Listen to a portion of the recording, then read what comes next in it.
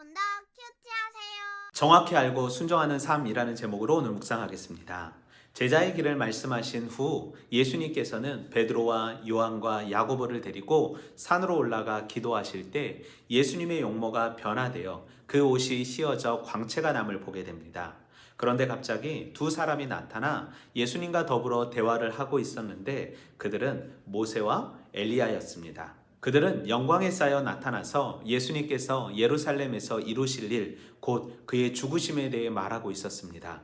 그때 베드로와 그의 동료들이 잠들다가 깨어나 예수님의 영광을 보고 함께 서 있는 두 사람을 보게 됩니다.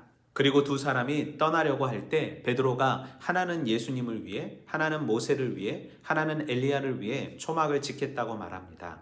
그때 구름이 일어나서 세 사람을 뒤덮게 됩니다. 그리고 구름 속에서 이는 내 아들이요 내가 택한 자다. 너희는 그의 말을 들으라는 말씀을 듣게 됩니다. 그리고 예수님만 보이게 되고 예수님은 이 모든 사건에 함구령을 내리십니다. 누가는 제자도를 말씀하신 후 8일쯤 되어라는 시간의 흐름을 말합니다.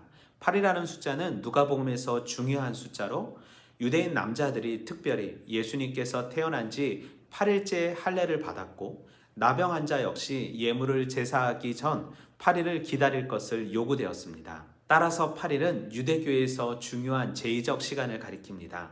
그리고 8일은 34절, 35절에 성막 모티브를 설명하며 에스겔 40장에서 회복된 성전의 치수에서 의미하는 숫자로 등장하면서 회복된 성전의 이미지를 상징합니다. 즉 하나님의 임재는 예수님과 제자들을 살릴 수 있는 성막, 즉 인간과 함께하는 하나님의 처소로 규정합니다. 우리는 본문 속에서 항상 기도하시는 예수님, 하나님의 아들이신 예수님, 오로지 예수님의 말씀만 듣길 원하시는 예수님을 발견할 수 있습니다. 변화된 예수님의 얼굴과 옷은 지금도 고난의 길을 가고 있지만 원래 천상에 존재하는 하나님의 아들임을 보여줍니다.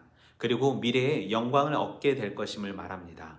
모세와 엘리야는 종말론적 선지자의 모형으로서 하나님의 뜻에 순종하는 과정에서 자기 백성에 의해 고난받는 인생을 살았던 사람들이었습니다. 그리고 이들은 예수님의 별세에 대해 말씀하셨는데 이 별세란 예수님이 예루살렘에서 성취하게 될 일인 죽음과 부활, 승천을 말합니다.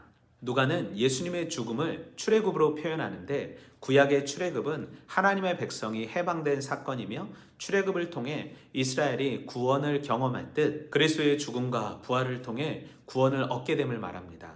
예수님의 십자가 죽으심은 끝이 아닌 이스라엘의 구원을 재현하는 사건이었던 것입니다. 예수님이 영광 받기 전에 죽으셔야 함을 알지 못했던 베드로는 자신이 무슨 말을 하는지 이해하지 못하고 초막 셋을 짓겠다고 말했던 것입니다. 시간만 흘려보내는 신앙생활이 아닌 하나님의 뜻에 순종하고 하나님의 뜻이 무엇인지 헤아리는 삶 살길 소망합니다.